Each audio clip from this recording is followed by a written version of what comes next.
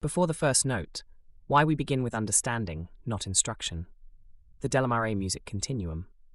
Every serious learning journey begins not with a timetable, a method book, or a demand, but with a genuine point of entry. Within the Delamaré music continuum, that entry occurs before sound. Before scales, before reading, before any technical instruction, we begin with relationship. No instrument is neutral. It is a physical body with weight, shape, resistance, and temperament. It occupies space and makes quiet demands of the person who approaches it.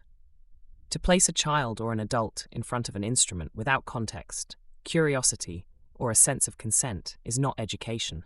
It is exposure without orientation. And exposure without orientation readily breeds doubt. The earliest stage is therefore not playing but meeting.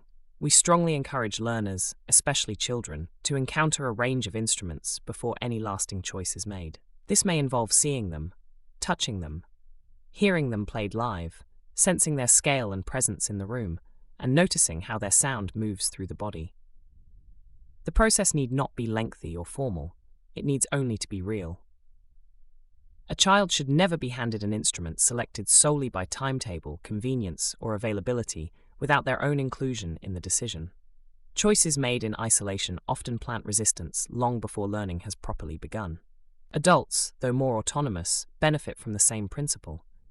Trying, listening, observing, and simply experiencing different instruments allows an initial bond or an unexpected spark to appear. This is not indecision. It is orientation. Throughout this stage, listening remains paramount, yet it is not analytical or technical listening.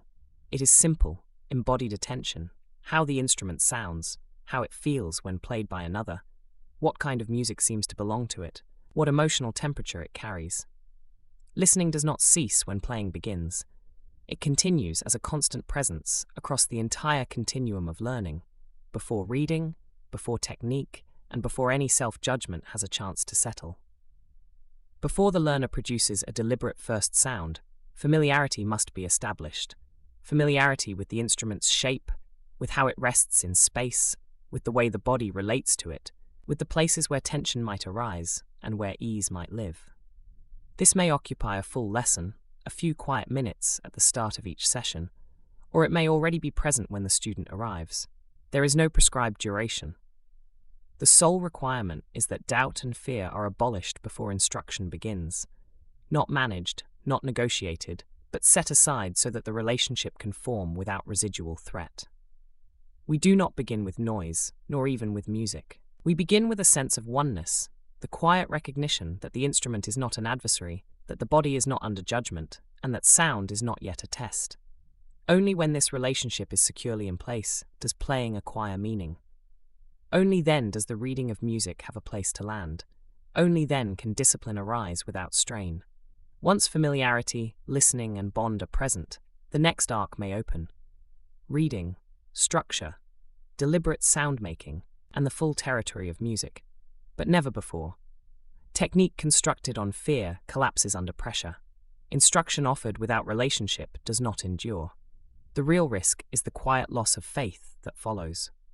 Beginning with understanding is therefore not a delay. It is the foundation upon which relaxed, sustainable learning can rest, and it is the ground from which all subsequent growth draws its strength. For more about the Delamaré music continuum, please go to iServalan.com.